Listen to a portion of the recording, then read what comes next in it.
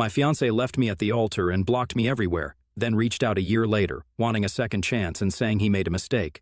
I, 26 female, was supposed to get married last year, but the wedding never ended up happening because unfortunately, my groom made a run for it right before the ceremony was supposed to start and never showed up. My ex-fiancé, Garrett, 23 male, and I had been together for 3 years before he proposed. We met through friends and got along very well. The first time we met happened to be at a party hosted by one of our mutual friends. We discovered that we had a lot in common and ended up talking the entire evening, after which he asked me out. I said yes, and we went out on a couple of dates and realized that we really liked each other. Within 3 months, we were officially in a relationship and everything was going great. 6 months in, we had introduced each other to our families, and a year later, we moved in together. We were in love, and I couldn't imagine anyone better for me than him. I was convinced that he was my soulmate, and everything was blissful for the 3 years that we were together. We did have occasional fights, but we would always make up, and it would never be too serious, so we had nothing to worry about. Our friends and family constantly commented on how great our relationship was, and I believed it because, honestly, we probably had the healthiest relationship ever. Anytime we had a problem or an issue, we would just talk to each other and sort it out. That was a promise that we had made to each other, that we would always talk things through and never give up on each other. So, when he decided to propose over a year ago, I said yes. Everybody had their eyes on us since it was a public event that he had organized for the proposal. But later on, when we were on our own, I decided to talk to him. In spite of the love we had for each other, I was still 3 years older than him. I know it's not a lot, but in our 22nds, 3 years makes a huge difference. When I had met him, he had been 20 and I had been 23. And even I had been kind of skeptical about dating him because he seemed young, almost too young to be with me.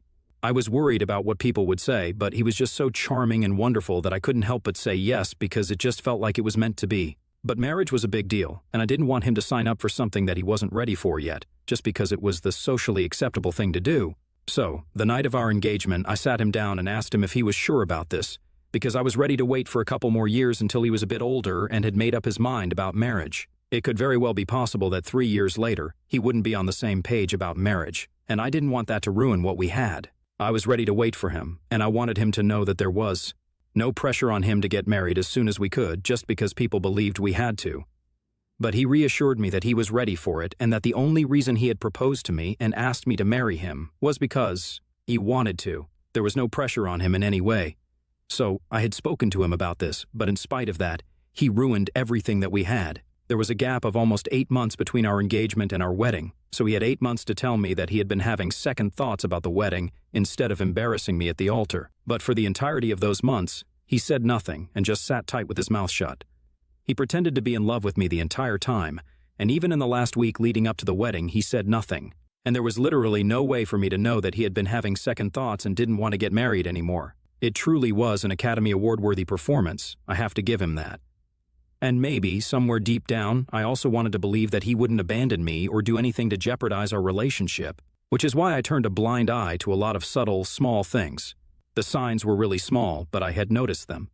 I just convinced myself that it was no big deal and that everything would be fine. I also didn't want to seem like a crazy, paranoid person making a big deal out of everything by bringing those things up. They were little things. Like he had stopped waiting for me to finish my meal before he got up from the dinner table, something that he would always do before since I was a slow eater. He also started spending more time on the phone before bedtime, but before the engagement, we would always go to bed at the same time and put our phones aside for some personal quality time. It was just small things like these that made me feel a little weird, but I didn't bring it up with him because I didn't want to come off as paranoid or silly. He was getting married to me. I had the ring on my finger, so small things like these should not have mattered to me. That's what I told myself, and convinced myself not to worry about any of these things and let it all slide. But other than that, there were no other signs, and I literally could never have predicted that he would have left me at the altar after everything that we had promised to each other. In the week leading up to the wedding, we were still going strong. He constantly kept telling me that he loved me and everything was normal.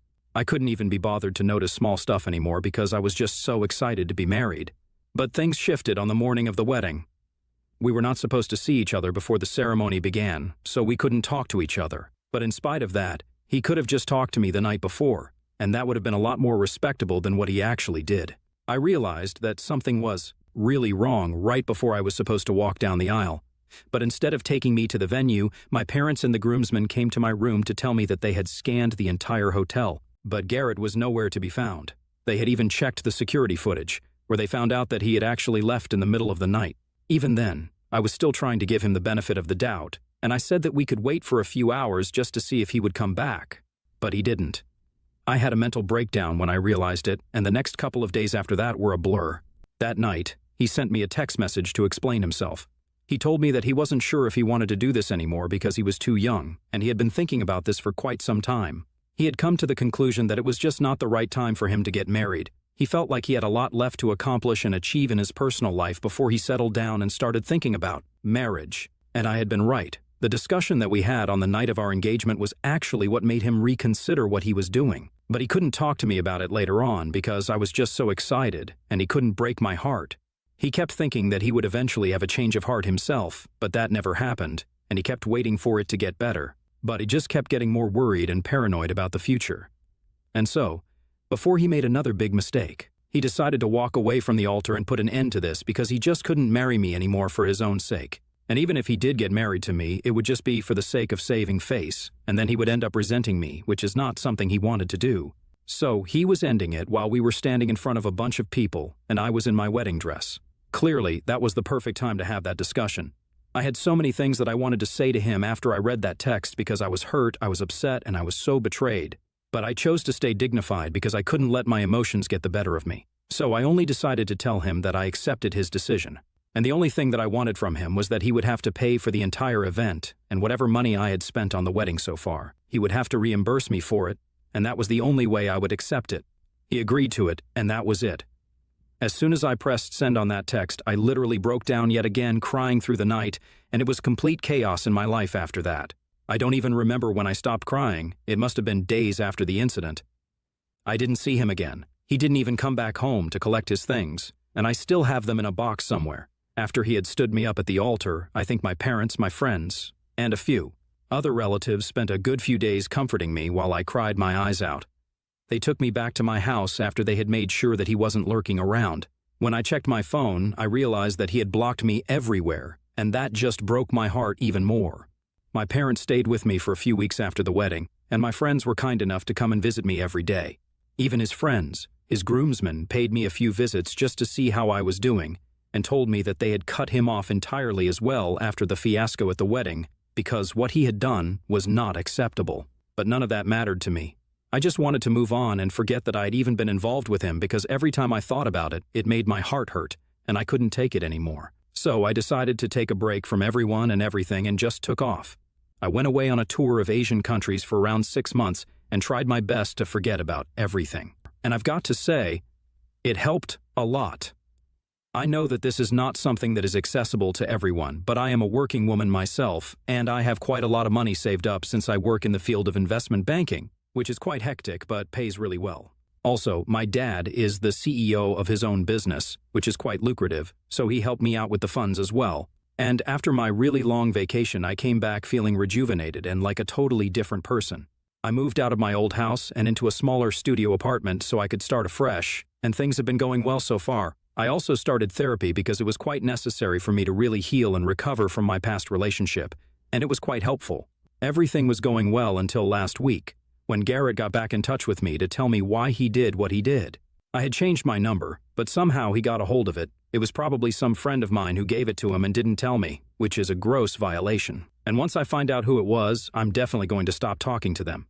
But coming back to this, Garrett reached out to me and texted me after almost a year since the day of our wedding that never took place. He sent me a text which said nothing but hello, and it was from an unknown number. So of course I responded, asking who it was. And then he launched into his story and sent me a really long text about how sorry he was and how much he wanted to patch things up with me. He told me that the things he had said before he walked away were all true, and he had actually been getting cold feet in the months leading up to the wedding because he felt like everything was happening too fast and he just wanted some more time.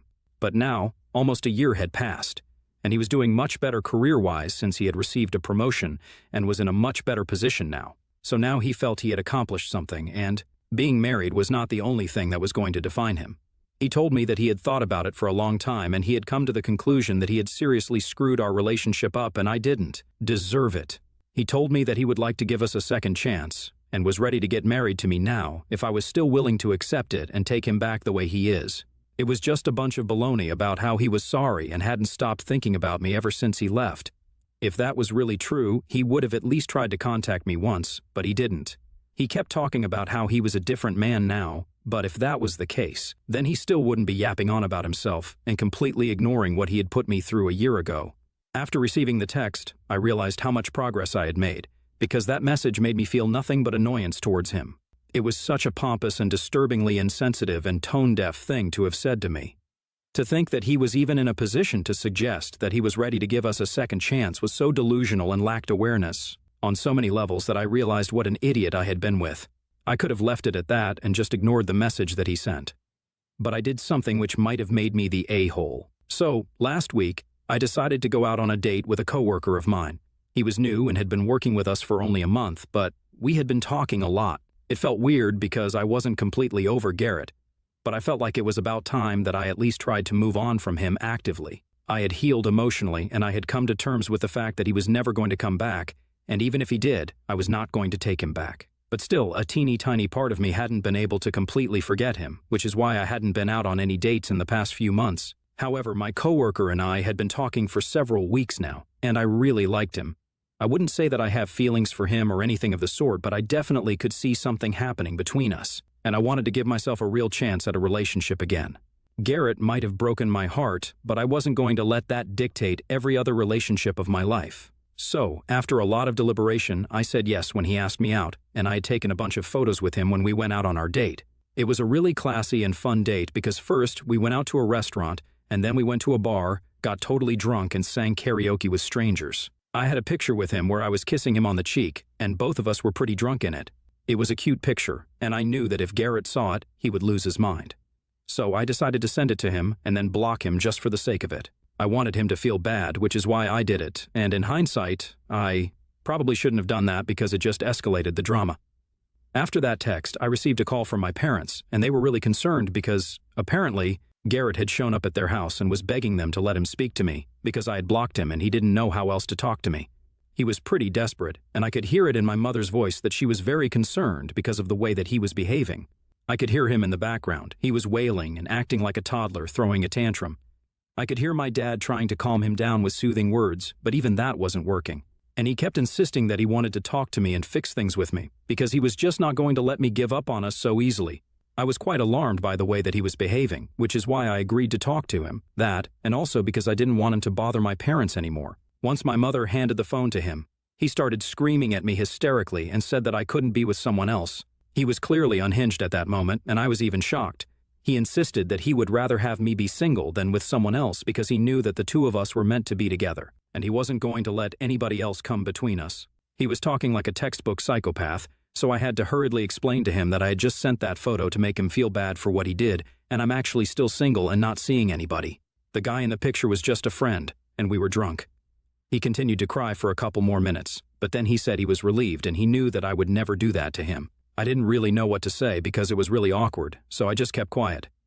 The truth is, I don't really know if I should classify myself as single or not because I am kind of seeing my coworker, but he was just acting so crazy that I couldn't bring myself to tell him that I wasn't exactly single, but I wasn't exactly taken either. I just wanted him to get out of my parents' house because I was concerned about them. On the phone call, he went on talking about how he knew that he and I were soulmates, and that I was going to forgive him for his stupid little mistake and take him back. He then told me that no matter how much time it took, he would make sure that I forgave him, and he would wait around for me to come back. Before I could say anything, he apologized for bothering my parents, and then handed the phone back to my mother.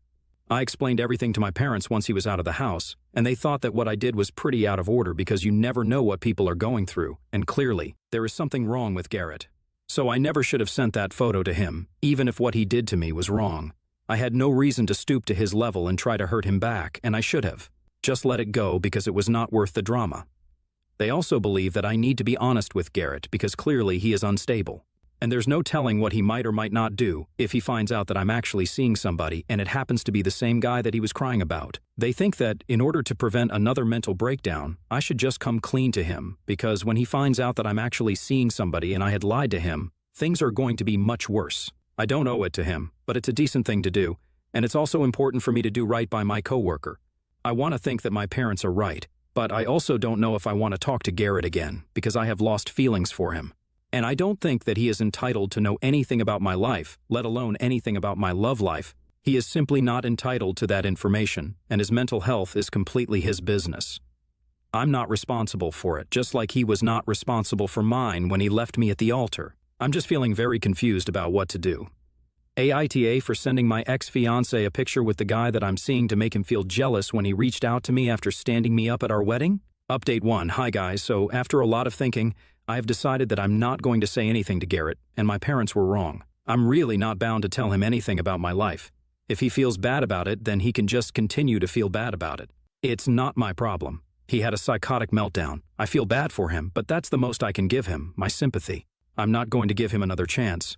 I think my parents were only overreacting that day because he went to their house, and they were very concerned about what they saw. It's obviously more difficult not to feel bad for somebody when you witness their mental breakdown firsthand, and that kind of explains why my parents were so kind to him because they couldn't help it. We are good people, after all. However, let me just reiterate this once again. It is simply not my problem. It's just been one day since I put up my original post, and your response has already been so overwhelming that I have come to the conclusion already, and I know what to do. I was just questioning myself for no reason. He was the man who left me at the altar, and that should have led to a much bigger mental breakdown than it did. But he didn't look back to check on me and see if I was doing fine. Instead, he actually blocked me everywhere and pretended that I never existed. So, why should I do anything different for him? I'm glad that I did what I did.